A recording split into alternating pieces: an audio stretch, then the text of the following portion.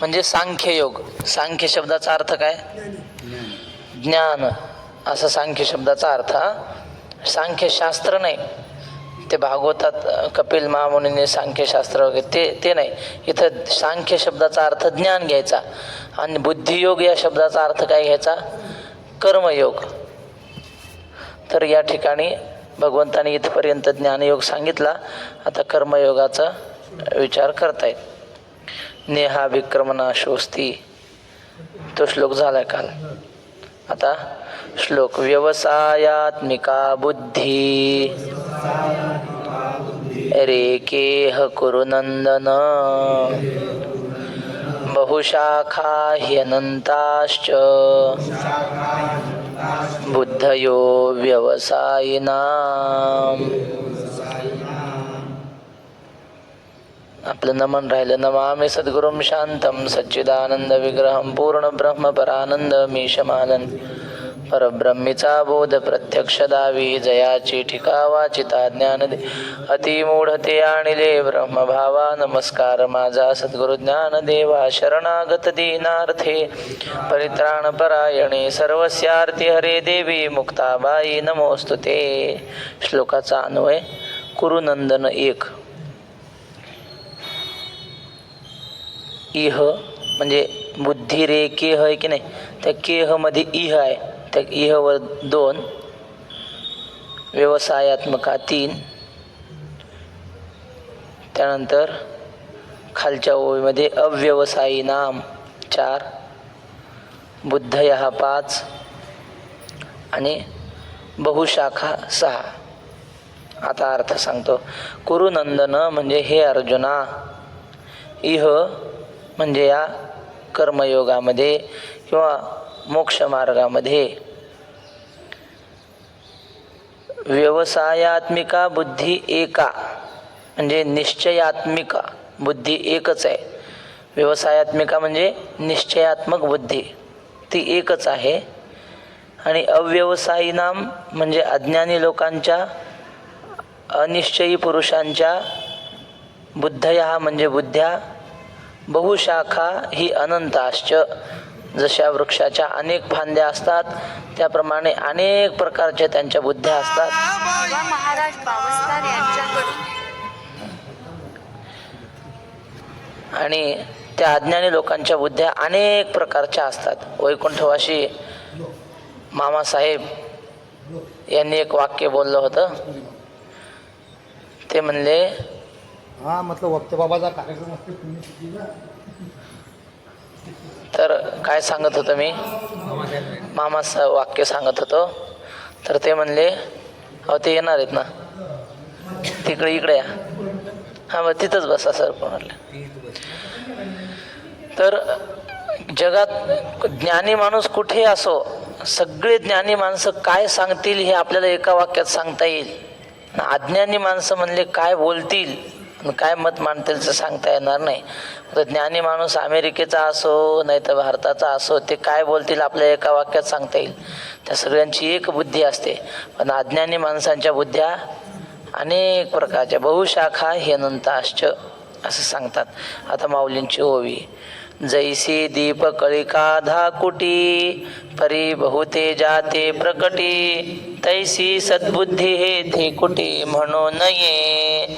ज्याप्रमाणे दिव्याची ज्योत छोटीशी असते, लहानशी, पण त्या ज्योतीच्या आकाराच्या मानाने जर विचार केला तर प्रकाश खूप मोठा असतो. खोली भरून प्रकाश पडतो, दिव्याची ज्योत छोटीशी. तशी म्हणले सद्बुद्धी थोडी जरी असली तरी तिला थोडी म्हणू नये. सद्बुद्धी म्हणजे निष्काम कर्म करण्याची बुद्धी. सद्बुद्धी शब्दाचा अर्थ काय घ्यायचा? निष्काम कर्म करण्याची बुद्धी थोडी जरी असली तरी ती फार मोठी समजली पाहिजे. ती आता कळत नाही आपल्याला. सद्बुद्धी पाठाला जाणं म्हणजे काय, साधं काम आहे की नाही. लोक म्हणतात काय काम केलं. गावाकडं काम करणाऱ्या माणसाला वाटतं हे काय रिकामे जाऊन बसतात, काही काम नाही धंदा नाही चातुर्मासात, असं वाटतं त्यांना. मस्त खायचं प्यायचं.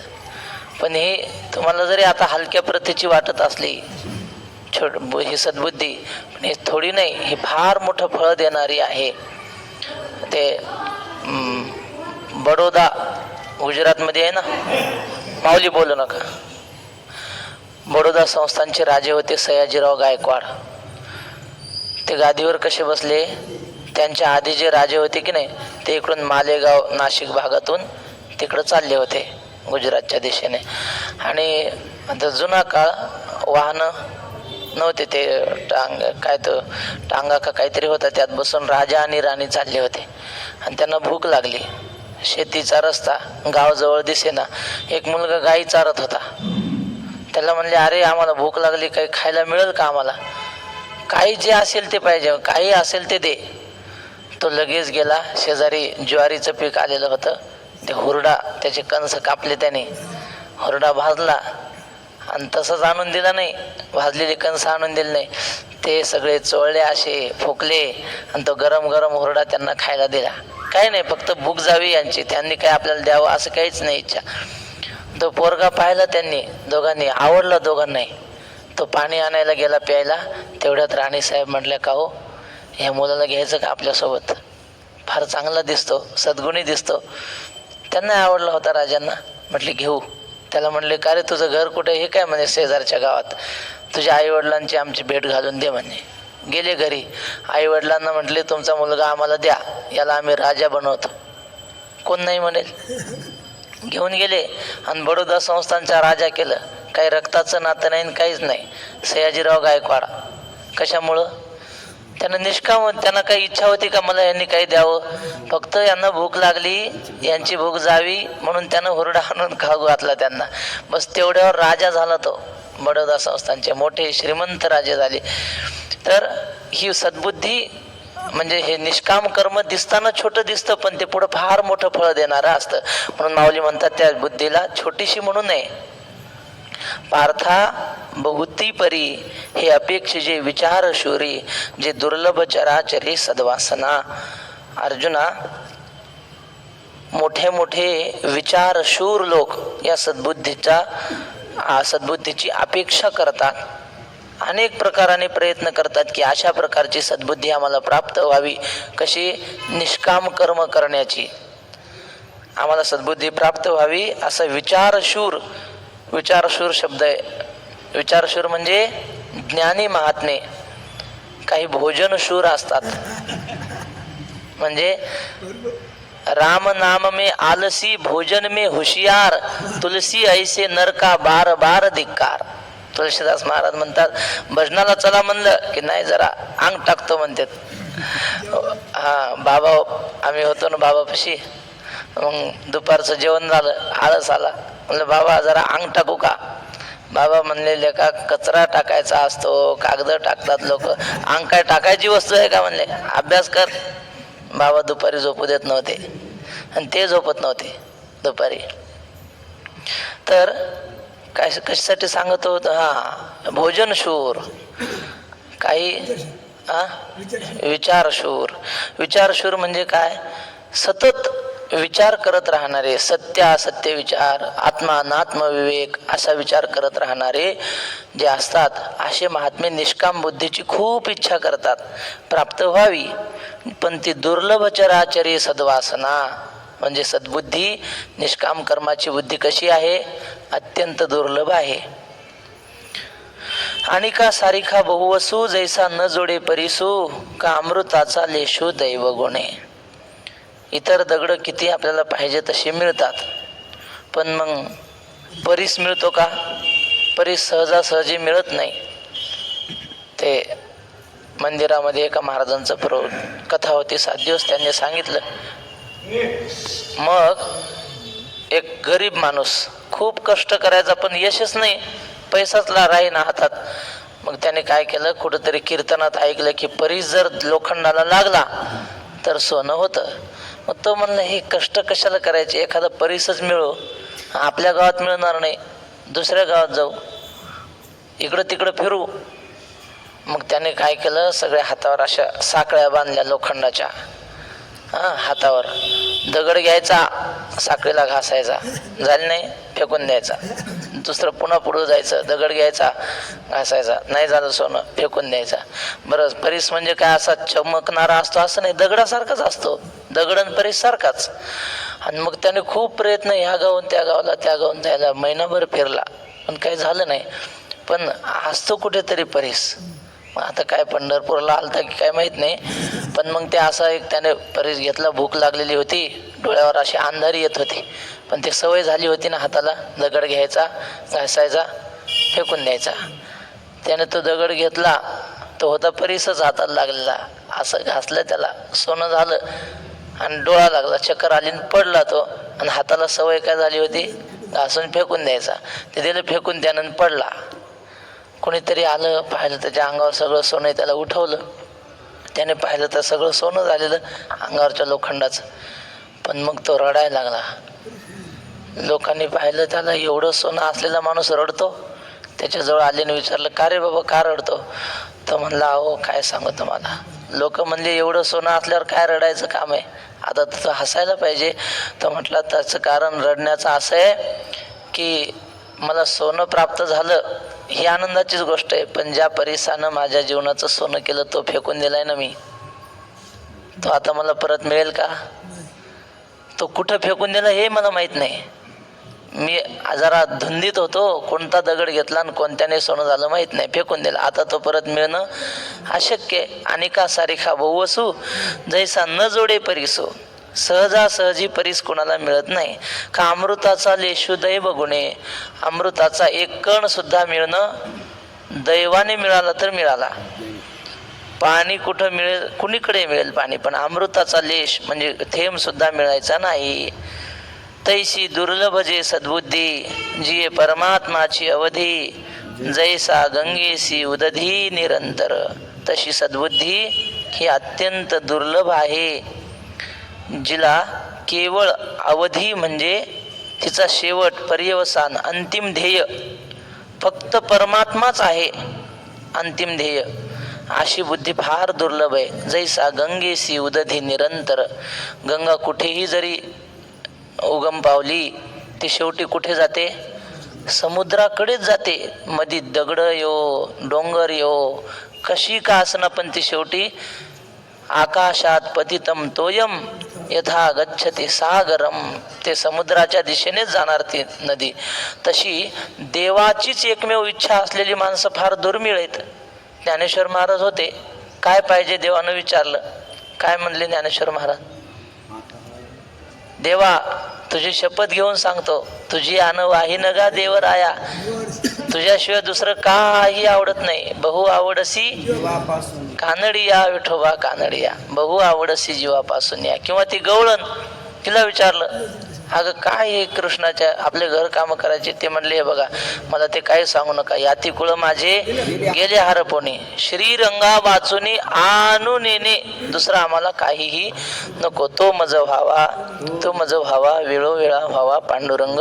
अशा प्रकारची बुद्धी फार दुर्मिळ आहे. बुद्धीचे वैभव अन्य नाही तुझे, एका केशवराजे सकळ सिद्धी. बाबांनी सज्जन कसायाची कथा सांगितली होती. हे माहेश्वरी धर्मशाळा की नाही समोर, त्या धर्मशाळेत म्हणले सज्जन कसाई होता. आपल्याला प्रमाणपाठ आहे, सज्जन कसाया विकू लागे मास. मग आपल्याला काय वाटतं, देवानं असं तराजू धरून मास विकू लागला असेल त्याला, तसं नाही. बोलू नका माऊली. काय झालं, सज्जन कसाई ज्या गावात होता, मांस विकायचा त्याचा धंदा, तो स्वतः कापत नव्हता, फक्त विकायचं काम त्याचं. मग त्याला वजन विकत आणायला पैसे नव्हते, म्हणून त्याने काय केलं, नदीतला एक दगडच आणला आणि त्यानेच तो विकायचा. पण ते दगड असा होता, समजा गिरायकानं अर्धा किलो मागितलं, अर्धा किलोच वजनाचा व्हायचं. आज कोणती आमोशा आहे हो, मग सांगायला हरकत नाही. मग त्याने जर किलोभर मागितलं की किलोभरच व्हायचा. तर दगड एकच, दगड एकच, किलोभर मागितलं किलोभर, अर्धा किलो व्हायचं. सजन कसाही सांगतो. आणि मग एक शास्त्री पंडित चालला असा गंगेच्या स्नानाला, त्याने पाहिलं सहज आता काय पाहायची गरज नव्हती, पण पाहिलं तराजाकडं. पण त्याने ओळखलं, हा तराजातलं जे वजन आहे की नाही याचं, हा साधा दगड नाही, हा शालिग्राम आहे म्हणे. जरा निरखून पाहिलं त्याने, ते लक्षणं दिसले बरोबर. अरे बापरे म्हणले ना, हा खुशाल याला मांसाच्या तराजात ठेवलं याने. तो शास्त्री पंडित आला, म्हणला काय गड्या तुला काही कळतं का, हे वजन नाही, दगड नाही, हा शालिग्राम आहे. शालिग्राम म्हणजे त्याची प्राणप्रतिष्ठा करावं लागत नाही. शालिग्राम विष्णू मूर्ती, शालिग्राम म्हणजे साक्षात भगवान विष्णू आहे, महाविष्णू असं म्हणतात. आणि तू म्हणले मांसाचे हात लावतो, तराजात ठेवतो, तुला काही कळतं का. तर म्हणलं बा काय करू, माझ्याकडे पैसे नव्हते म्हणून आणला गंगेतून उचलून. बरं दे म्हणे आता मला. मग त्याच्याकडून तो शालिग्राम घेतला, गंगेवर नेलं, त्याला चांगलं धुतलं, घरी आणून पंचामृताने अभिषेक केला. रुद्री म्हणली बाबा म्हणायचे, त्याचा सगळ्या प्रकारचा अभिषेक करून मधुपर्क पूजन केलं. आणि मग त्याला नैवेद्य दाखवला. दिवसभर सगळे उपचार केले. संध्याकाळी धूप आरती केली, रात्री झोपताना शेजारती केली, देवाला झोपवलं, ब्राह्मण झोपला. पण रात्रीच्या वेळी स्वप्नामध्ये देव आला, पण ते देवाच्या रूपात नाही, भूताच्या रूपात आला. आणि त्याला दनादन आपटायला सुरुवात केली ब्राह्मणाला. होतं स्वप्न, पण मार खरा बसत होता. आणि एवढं गोळसलं की पाठीचं कातडं निघालं, अंगरख फाटलं, कातडं बी निघलं. तो म्हणलं मला का मारतो. ते भूत म्हणायचं, माझ्या भक्ताकडून मला इकडं का आणलंस, माझ्या भक्ताकडे नेऊन दे. तो म्हणे तो काय भक्त आहे का, तो खाटीक आहे. आणि तो रक्ताचे हात लाव, ते चमचे धंदे करू नको, आताच्या आता नेऊन दे म्हणे माझ्या भक्ताकडे. आणि मग यानं रात्रभर मार खाल्ला. सकाळी उठला आणि ते देव घेऊन त्या सजन कसायाकडे गेला. म्हणला हे वा, हे देव तुझ्याकडे.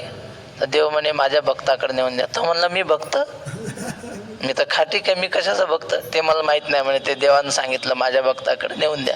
भक्त का म्हणायचं त्याला, तो मागच्या जन्मातला साधक होता आणि कधी खोटं बोलत नव्हता, म्हणजे लबाड धंदा कधी नाही, आणि सतत देवाचं नाव मुखामध्ये. त्यामुळं देवाने सांगितलं हा भक्त आहे, आणि त्याच्याकडे ते देव आणून दिला बुवा त्याने. मग मात्र सजन कसाही विचार करू लागला, ब्राह्मण खोटं बोलणार नाही. ब्राह्मणाच्या स्वप्नात येऊन देवानं काय सांगितलं की हा माझा भक्त आहे. मग आता आपल्याला देव जर भक्त मानित असेल तर आपण भक्तासारखं वागलं पाहिजे. हे खाटकाचा धंदा करून चालेल का आता. मग त्याने काय केलं, दिंडी आली होती गावात एक, ती चालली होती जगन्नाथपुरीला. त्या दिंडीसोबत निघाला सजन कसाई. पण ते दिंडीतले लोक हा खाटीक आहे म्हणून याला काही जवळ येऊ देणार, मागं चालायचं म्हणले. म्हणजे शेवटी दिंडीच्या मागून तिकडं भजनाचा आवाजही येत नाही, पण तिकडं चालायचं मागं. चालला मग एका गावात दिंडी मुक्कामाला थांबली. सगळे लोक मंदिरात गेले. ह्याला कोण मंदिरात येऊ देतोय, तो बघ म्हणले बाहेर कुठंतरी थांब. मग त्या गावामध्ये हा शोधत फिरत होता की गावात एखादं खाटकाचं घर सापडतंय का. मग विचारायचं का हो इथं खाटकाचं घर आहे का. लोक म्हणले आहे. तो समोर मोठा वाडा दिसतो की नाही, तो खाटकाचा. त्या गावात खाटकाचा लय मोठा वाडा होता, श्रीमंत खाटीक. हा त्या घरी गेला, विचारलं का हो आम्हाला मुक्कामाला थांबता येईल का इथं. तर ती बाई म्हणली चालेल थांबा. तिथं तुळशी वृंदावनापाशी वसरीत त्याला जागा दिली. तो खाटीक असा श्रीमंत होता की त्याच्या घरी सोन्याच्या घागरी, एवढा श्रीमंत. मग संध्याकाळ झाली, जेवण वगैरे झालं, रात्री तो झोपला. झोपल्यानंतर त्या घरी अशी परिस्थिती होती, मालक होता म्हातारा 70-75 वर्षाचा, आणि त्याची पत्नी होती 18-19 वर्षाची. असा ते पैशाच्या पाईप दिली बापानं, एवढी संपत्ती आहे म्हणून. पण मग त्या स्त्रीनं विचार केला हा खाटीकच आहे, तरुण आहे आपल्या घरी आलेला. म्हणले हे आपलं मथारं टाकू मारून आणि याच्याशी विवाह करू. ती रात्री आली त्याच्याजवळ, त्या सजन कसायला म्हणले का हो तुम्ही माझ्याशी विवाह कराल का. तो म्हटलं नाही, मी यात्रेला चाललो म्हणे, मी काय विवाह करायला आलो का इकडे, मी देवाच्या प्राप्तीसाठी आलो. ती म्हणली अरे वेड्या, तुला अक्कल आहे का काही, ही संपत्ती बघ. तिनं दाखवल्या सोन्याच्या घागरीने हे सगळा वाडा. म्हणजे तुला माझ्या नवऱ्याची भीती वाटते का म्हाताऱ्याची, थांब मारून टाकतो. गेली. आता खाटीकच होते घरात, ते सगळे हत्यार लावलेले धार, आणि नवरा झोपलेला होता. बाजूवरच मानच तोडून टाकली म्हाताऱ्याची, हे रक्त त्याच्या अंगावर तेन. बघ म्हणे आता काय भीती आहे का तुला. सजन कसाई असा घाबरला. तर म्हणला बायको काय अशी खुनी करता का, जे पळाला ती वळकटी तिथंच, आपला जीव आपला हेच पुष्कळ.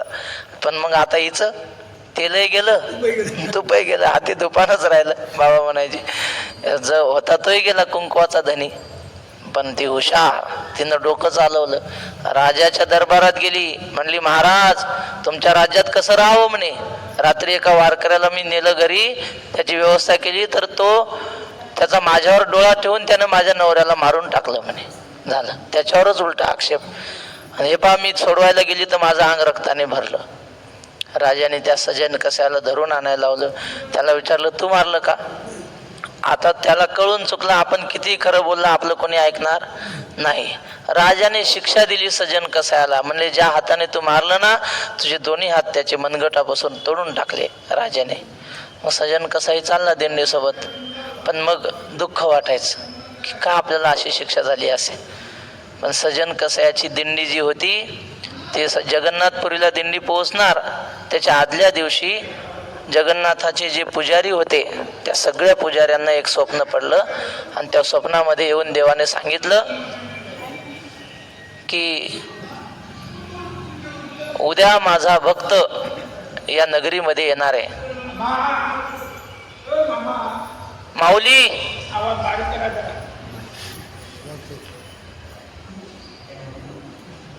तर जगन्नाथ भगवंताचे जेवढे पुजारी होते त्या सगळ्या पुजाऱ्यांना एकच स्वप्न पडलं की उद्या माझा भक्त येणार आहे आणि त्याचे दोन्ही हात तुटलेले आहेत.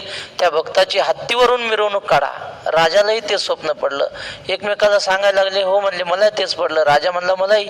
याचा अर्थ देवाचा संकेत आहे. मग सगळी जगन्नाथपुरीतले लोक, राजा, पुजारी त्या वेशीवर हजर झाले. संध्याकाळच्या वेळेला दिंडी आली. मग दिंडीतल्या विनेकऱ्यापाशी गेले. म्हणले तुम्ही देवाचे भक्त. हो आम्हीच भक्त आहेत म्हणले देवाचे. पण म्हणे तुमचे हात दाखवले तर हात चांगले आहेत. मग तुम्ही नाही म्हणे. आम्हाला देवाने काय सांगितलं हात तुटलेला. हे दिंडीचे मालक आहेत म्हणे. ते मालक बिलक काय नाही म्हणे. हात तुटलेले आहेत का नाही. मग लोक म्हणले अहो तो हात तुटलेला खुनी आहे तो, त्याला आम्ही दिंडीत येऊ देत नाही. त्याने एका माणसाचा खून केला, तो 2 किलोमीटर माग आहे. तर म्हणले तो कसा आहे असो, आम्हाला देवानं सांगितलं असा असा भक्त आहे. मग तिथपर्यंत गेले सगळे हत्ती ते सगळा लवाजामा घेऊन सजन कसायला हत्तीवर बसवलं आणि त्याची मिरवणूक काढली आणि पुन्हा त्याला दर्शनाला नेलं जगन्नाथाच्या मंदिरात. पण तिथे गेल्यावर तो सजन कसाय रडायला लागला. तो म्हटला देवा मी जर पाप केलं असतं तर करोडपती झालो असतो, सुंदर पत्नी मिळाली असती. पण मी केलं का पाप नाही. आणि मी पाप केलं नाही त्याचं फळ हे दिलं का मला. माझे हात का तुटले असं जगन्नाथाला विचारलं. आणि मग देवानं त्याच्या डोळ्याहून असा हात फिरवला आणि मागच्या जन्मातलं दाखवलं त्याला की मागच्या जन्मामध्ये हा सजन कसाही भक्तच होता. चौकात बसला वट्यावर झाडाखाली जप करत आणि एक गाय पळत आली, तिच्या मागं कसाही लागलेला होता. ती गाय चौकातून एका गल्लीत गेली. कसायाला काही कळच ना कुणीकडे गेली गाय. याला विचारलं का हो गाय कुणीकडे गेली. आता ह्याला वाटलं आपण सांगावं तर हा गायीला मारते, न सांगावं तर खोटं बोलल्याचं पाप लागते. मग आता काय करावं. काही नाही असं केलं, फक्त हाताने खुणवलं, इशारा केला. या गल्लीनं गेली, बोलला नाही. बस म्हणले. मग त्या गाय खाटकानं गाय धरली मारली. पण या हातानं दाखवला होता ना रस्ता, त्या हाताला शिक्षा झाली असं देवानं सुचवलं. मी ही कथा कशासाठी सांगितली आपल्याला. एवढी सगळी संपत्ती सगळी अनुकूलता प्राप्त होऊन त्याने त्या भोगाचा स्वीकार केला का नाही. फक्त ईश्वराकडे दृष्टी, दुसरं बुद्धीत काही नको.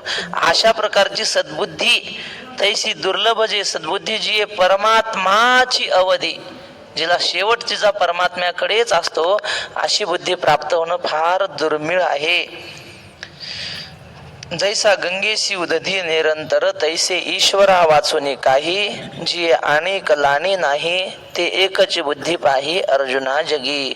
तसं ईश्वराशिवाय दुसरा कुठलाच आश्रय ज्या बुद्धीला नाही, कुठलीच प्राप्ती करावी वाटत नाही, ती एकच अर्जुना जगामध्ये अशी बुद्धी आहे. ती दुर्लभ आहे.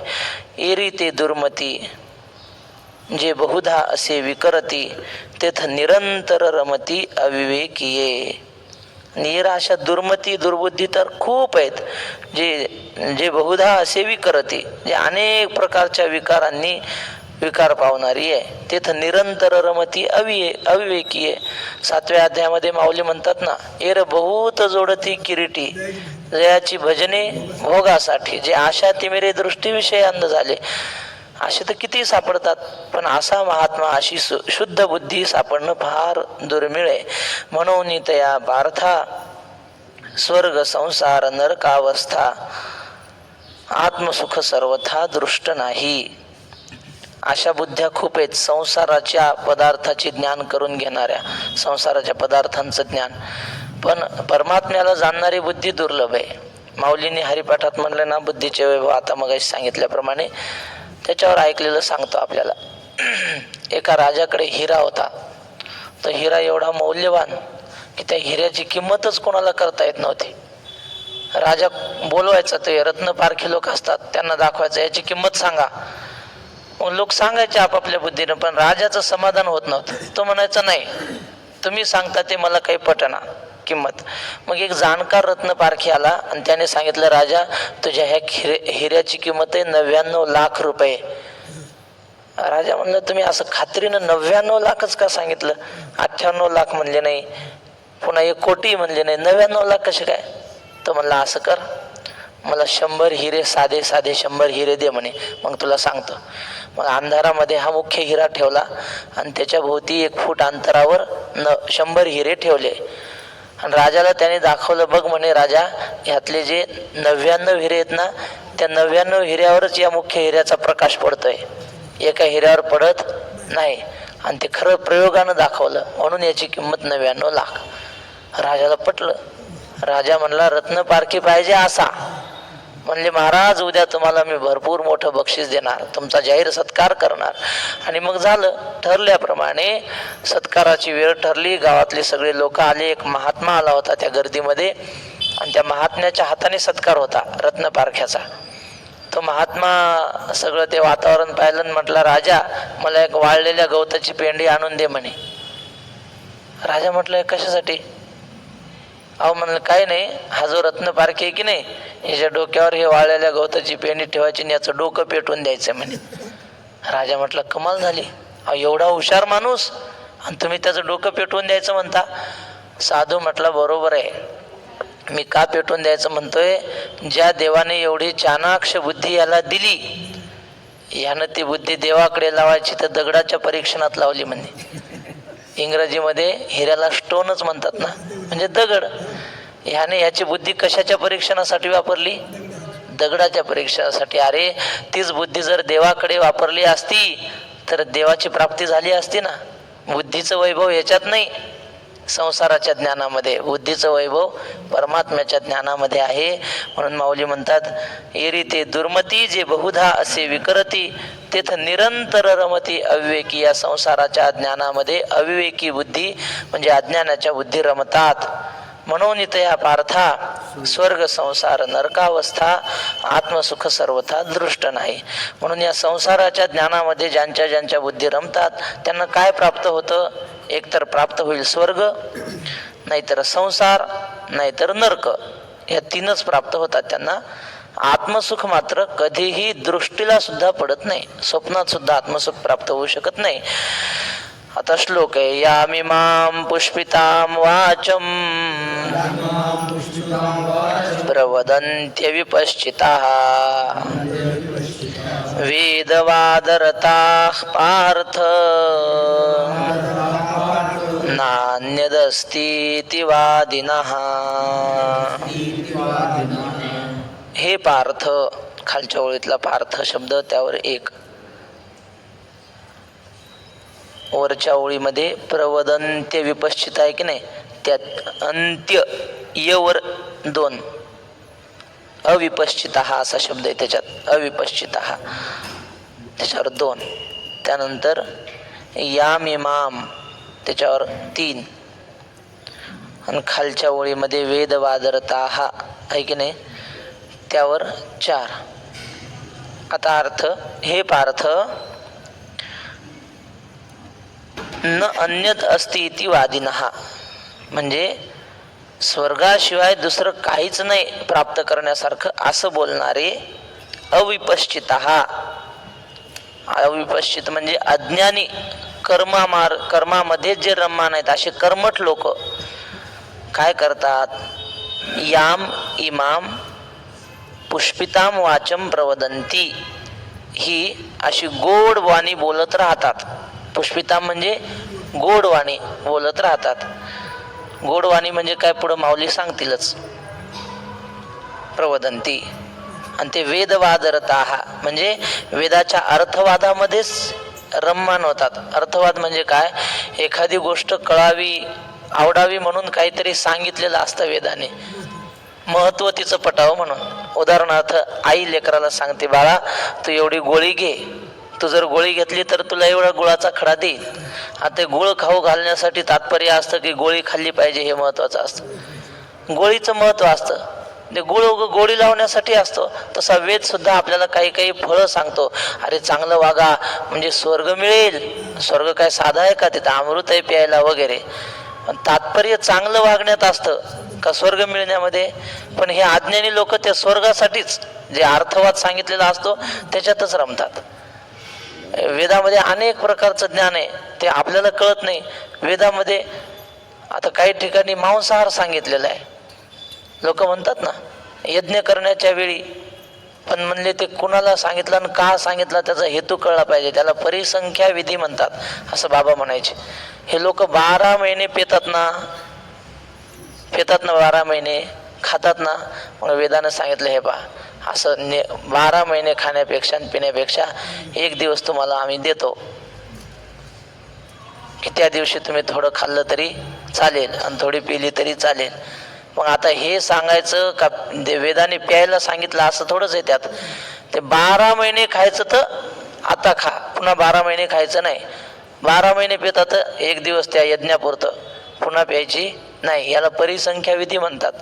वैकुंठवासी रंगनाथ गुरुजी परभणीकर ते असं म्हणायचे, एखादा माणूस नवीन वारकरी झाला, काही संस्कार नाही, होतच नव्हता, माळ घालतच नव्हता, बळच घातली, मग त्याला लगेच निर्जला एकादश धरायला लावायची नाही. त्याला म्हणायचं, अरे एकादशीला फराळ नाही, एकादशीला भाकरीच खायच्या, पण भाकरीला भोग पाडून खायचं म्हणजे, असं गुरुजी सांगायचे सुरुवातीला. आणि नंतर 2-3 एकादशी भाकरी काय खातो, भगर काय की किती गाढवावणी चर, पण एकादशी धर असं सांगायचं. आणि मग हळूहळू त्याला कळतं की एकादशीच्या दिवशी जरा कमी फलाहार करावा वगैरे. म्हणजे एकदम त्याला निर्जला धरायला लावली, ते म्हणतं हे माळे राहू दे तूही राहू दे तिकडंच, पुन्हा भेटूच नको असं. म्हणून वेद परिसंख्या विधीने कधी कधी सांगत असतो, त्याचा भाव कळला पाहिजे. पण हे लोक वेदवादरताः नान्यद अस्ति इति वादिनः, त्या अर्थवादामध्येच रमतात. वेदात नाही का सांगितलं सोमपानम, ते प्यायला, अरे बाबा ते परिसंख्या विधीने सांगितलेलं आहे, पण हे महात्म्याकडे गेल्याशिवाय कळत नाही. तर अशा प्रकारे वेदाच्या अर्थवादामध्ये रममाण असलेली जी दुर्बुद्धी आहे त्यांचं माऊली सांगतात. वेदाधारी बोलती केवळ कर्म प्रतिष्ठिती, परी कर्मफळी आसक्ती धरुनिया. वेदाचा आधार घेऊन बोलतात, पण काय बोलतात, वेदातलं त्यांना पाहिजे तेवढंच, केवळ कर्म प्रतिष्ठिती. वेदामध्ये ज्ञान सुद्धा आहे ना, उपनिषद कुठले आहेत, वेदातलेच आहेत, पण तिकडं नाही. उपनिषदाकडे न वचे माऊली म्हणतात, उपनिषदातलं नाही, कर्मच करायचं. आणि काय करायचं, कर्म कळून कर्मफळी आसक्ती धरून या. इथं यज्ञ करायचे आणि स्वर्गाची इच्छा करायची, एवढंच त्यांच्या डोक्यात असतं. म्हणून ती संसारी जन्मिजे नाही, ते काय तुमच्या ह्याच्यात एकत्र असतील, ह्याच्यात एक श्लोक आणि त्याच्या खालच्या ओव्या असं केलेलं आहे. ठीक आहे, आता ह्याच्यात जसं दिलं तसं सांगतो. श्लोक झाला, त्याच्या खाली 2-3 ओव्या आहेत, त्याच्यानंतर कामात्मना हा श्लोक आहे. तर कर्मफळी असं म्हणती संसारी जन्मीजे, यज्ञाधिक कर्म कीजे, मग स्वर्ग सुख भोगीजे मनोहर. म्हणले संसारात जन्म घ्यायचा, माणसाच्या जन्माला यायचं, काय करायचं, यज्ञाधिक कर्म कीजे, यज्ञ अधिक कर्म करायचे, पुण्यकर्म करायचे. आणि त्याने काय करायचं, मग त्याचा परिणाम मेल्यावर स्वर्ग सुख भोगायचं. आणि ते कसं आहे स्वर्ग सुख, मनोहर आहे. मनोहर म्हणजे काल परवा मी तुम्हाला सांगितलं ना की तिथं हे असं हाडा माणसाचं शरीर नाही, दिव्य शरीर आहे. तिथं लघुशंका दीर्घशंका असं काही नाही, फक्त खायचं, अमृत प्यायचं, अमृत. आणि सगळं नृत्य आणि गायन चालू सारखं अखंड असं तिथं असतं. मनोहर स्वर्ग सुख आहे. बरं पुढे काय, येथ हे वाचून काही आणि का सर्वथा सुखची नाही ऐसे अर्जुना बोलती पाहि दुर्बुद्धी ते. आणि स्वर्गाशिवाय सुखाशिवाय दुसरं काही सुखच नाही असे दुर्बुद्धी लोक ते बोलत राहतात.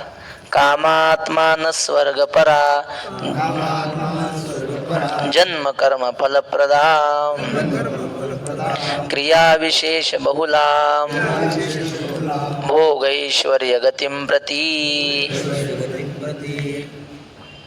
कामात्मान हा एक, खालच्या ओळीतला भोगैश्वर्य गतिं प्रती 2, क्रिया विशेष बहुलाम 3 आणि जन्म कर्म फलप्रदाम 4. कामात्मान हा स्वर्गपरा म्हणजे ज्यांच्या मनात विषयभोगाची इच्छा आहे असे कामी, विषयभोगामध्ये तत्पर असलेले. आणि स्वर्गपरा म्हणजे स्वर्गाचीच मनामध्ये इच्छा असलेले असे ते. भोगैश्वर्य गतिं प्रती भोग ऐश्वर्य हे मिळवणे एवढंच त्यांचं ध्येय आहे. असे काय करतात, क्रिया विशेष बहुलाम अनेक प्रकारच्या यज्ञ यागादी मोठ्या मोठ्या क्रिया करतात. आणि त्याने काय प्राप्त करून घेतात, जन्म कर्म फलप्रदाम अनेक प्रकारचे जन्म प्राप्त करतात, कर्म, आणि त्या कर्माचं फळ स्वर्गाची प्राप्ती करून घेण्याचा विचार करतात. देखै कामना अभिभूत होऊनी कर्मे आचरत ते केवळ भोगी चित्त देऊनिया. बघ अर्जुना, कामना अभिभूत, अभिभूत म्हणजे कामाच्या स्वाधीन होऊन अनेक प्रकारच्या कर्माचं आचरण करतात. आणि डोक्यात काय ठेवतात विचार, भोगी चित्त देऊनिया, आपल्याला तो भोग मिळणार आहे म्हणून इच्छा इथं कर्म करायचं. क्रिया विशेषे बहुते न लोपिते विधिते निपुण होऊन धर्माते अनुष्ठिती. अनेक प्रकारचे यज्ञ यागादी मोठे मोठे क्रिया करतात आणि न लोपिती विधिते म्हणजे वेदाने जसं सांगितलं तसंच्या तसं करतात, अजिबात चूक होऊ द्यायची नाही. न लोपिते विधिते म्हणजे काळजीपूर्वक विधीचा लोप न होऊ देता करतात. निपुण होऊन धर्माते अनुष्ठिती आणि अत्यंत हुशारीने त्या धर्माचं अनुष्ठान करतात. एवढा श्लोक घेतला की मग हे संपतात ना 3 श्लोक. एवढा श्लोक वाचून घेऊ. भोगैश्वर्य प्रसक्तानां तयापहृत चेतसा व्यवसायात्मिका बुद्धिस समाधौ न विधीयते. भोगैश्वर्य प्रसक्तानां तयापहृत चेतसां व्यवसायात्मिका बुद्धी समाधवणं सरळच आहे. भोगैश्वर्य प्रसक्तानां म्हणजे भोग आणि ऐश्वर्य यामध्ये आसक्त असलेल्यांना आसक्त असलेल्यांच्या, आणखी त्यामध्ये आसक्त असल्यामुळं काय होतं, त्यांची विवेक बुद्धी झाकल्या जाते. अपहृत चेतसाम त्या भोगाच्या आसक्तीने त्यांची बुद्धी झाकली जाते. आणि मग काय, अव्यवसायात्मिका बुद्धी ही अव्यवसायी बुद्धीला अनेक फाटे फुटतात. एक निश्चयात्मका बुद्धी राहत नाही. व्यवसायात्मिका बुद्धी म्हणजे निश्चयात्मक आणि अव्यवसायी बुद्धी म्हणजे अनिश्चयी बुद्धी.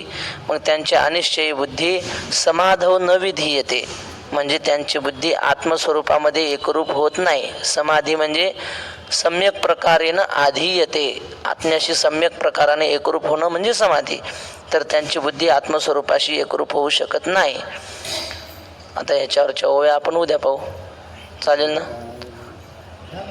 घ्यायच्या 2 बरोबर. परी एकची कुडे करीती जे स्वर्ग कामो मनी धरिती यज्ञ पुरुषा चुकती भोगता जो.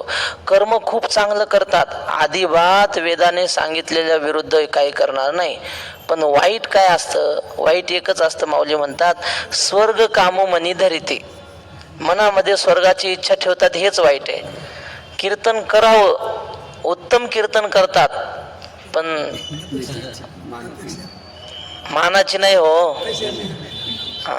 मानाची एक परत बरी, पण पैशाची इच्छा ठेवत, हे वाईटला. लय भारी कीर्तन महाराज, त्यांचं कीर्तन म्हणजे काय, रंगून जातात लोक. पण मग कमी अजिबात जमत नाही, पुन्हा वड्यातून गाडी मागं आणतात. मग हे वाईट आहे ना. बाकी सगळं चांगलं. ते म्हणतात यज्ञाप्रमाणे स्वर्ग वेदात सांगितल्याप्रमाणे सगळं करतात, पण मनात इच्छा ठेवतात हे वाईट आहे. एकची कुडे करीती जे स्वर्ग काममनी धरिती, यज्ञ पुरुषा चुकती भोगता जो. अरे ज्याला ते यज्ञाचा जो मालक आहे ना परमात्मा, त्याचा विचार करत नाहीत, त्याच्या माध्यमातून मिळणाऱ्या स्वर्गाची इच्छा करतात. कीर्तनाने देव प्रसन्न होईल त्याचे विचार नाही, ते मधलं नारळाच्या खालचं ते पाहिजे. यज्ञ पुरुषा चुकती भोगता जो, जैसा कर्पूराचा राशी कीजे मग अग्नी लावू न दिजे, का मिष्टांनी संचर विजय काळकूट. मग माऊलीने आता उदाहरण दिले. हे कापराचा मोठा ढीगच्या ढीग केला, काय केलं शेवटी अग्नी लावून दिजे, दिलं पेटून. काय उपयोग झाला त्याचा? तुम्हाला घडलेलं सांगतो. इथं पंढरपुरात धोंडोपंत दादांचा मोठं आहे की नाही, प्रदक्षिणा रस्त्याला ते दादा गेले. दादांवर या पंढरपुरातल्या सगळ्या लोकांची श्रद्धा होती, कारण दादांनी एवढं अन्नदान केलं की इतिहासात तेवढं अन्नदान कोणी केलं नाही. या वाळवंटात पंक्ती बसायच्या आणि सगळे कोणी या, हे सगळे कोळी लोक, नावाड्याचे पोरं, सगळे कोणी जेवायला बसा, मुक्त अन्नदान. त्यांनी स्वतःची सगळी जमीन विकली, नित पंढरपुरात अन्नदान केलं. कधी कधी म्हणतात पंक्तीला पैसे नव्हते तर फळाचे टाळ पखवाज विना गहाण ठेवला आणि त्याचे पैसे घेऊन पंगत घातली. अन्नदान त्यांच्या इतकं कोणी केलेलं नाही. त्यामुळं अजूनही किती लोक मानतात दादांना. तर ते दादा गेले आणि त्यांची अंत्ययात्रा निघाली. त्यावेळेस इंग्रज सरकार, ते इंग्रज सरकारांनी सांगितलं होतं वाळवंटात जाळायचं नाही, इथं पुंडलिकरायापाशी तिकडं न्यायचं. त्यांच्या मठा पुढं जागा दिली ती खाली. पण लोकांची श्रद्धा अशी, इथला जो कोळी समाज आहे की नाही, ते म्हणले दादांनी आम्हाला आयुष्यभर जगवलं, दादांच्या इथंच पुंडलिकरायाच्या समोरच दहन होणार, पण सरकार काय परवानगी देईना. मग ह्यांनी काय केलं, इथल्या मुलांनी, तरुण मुलं त्यावेळेसचे, त्यांनी कापराचे पोतेच्या पोते आणून ठेवले पुंडलिकरायाच्या मंदिरात, भरून ठेवले पोते, काय अजून इंधन वगैरे काय आणून ठेवलं. आणि अंत्ययात्रा भली मोठी, सगळा प्रदक्षिणा रस्ता हा पूर्ण बंद झाला होता, एवढी अंत्ययात्रा. आणि मग ती अंत्ययात्रा पुंडलिकरायाच्या समोर ते प्रेत ठेवल्याबरोबर 10-5 पोर आले, सरका मागं सरकवले आणि ते कापराचे पोते ओतले अंगावर तिथं त्या प्रेताच्या आणि दिलं पेटून. काय करायचं ते करू द्या म्हणले आता सरकारला. आणि ते पुंडलिकरायाच्या समोर असं त्रिकोणी नाही का, असं ओट, म्हणजे तो मोठा ओटा नाही हो, असं जरा तिरका ओटा आहे छोटासा, छत्री केल्यासारखं. ते दादांची जागा आहे, तिथं जाळलेले दादांना.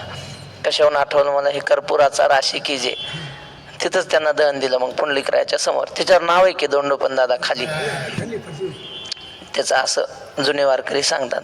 तर कर्पूराचा राशी कीजे मग अग्नी लावून देजे, का मिष्टांनी संचर विजय काळकूट. चांगलं जेवण केलं, पंचपक्वानाचं भोजन, पण मग ते श्रीखंडाची काय पात बादली म्हणा, त्याच्यात थोडंसं विष टाकलं, वाळा म्हणले आता नेऊन. काय उपयोग झाला मग? एवढं चांगलं मिष्टान्नाचं भोजन केलं आणि त्यात विष घातलं. तसं आता पुढचे दृष्टांत राहू द्या, पण तसं चांगलं कर्म करतात पण मनामध्ये काहीतरी इच्छा ठेवतात, मग ते चांगल्या अन्नामध्ये विष घातल्यासारखं होतं. इच्छारहित कर्म केलं पाहिजे, स्वर्गाची इच्छा न ठेवता पुण्यकर्म करावं, असं तात्पर्य आहे. पुंडलिक वरदा हरी विठ्ठल श्री ज्ञानदेव.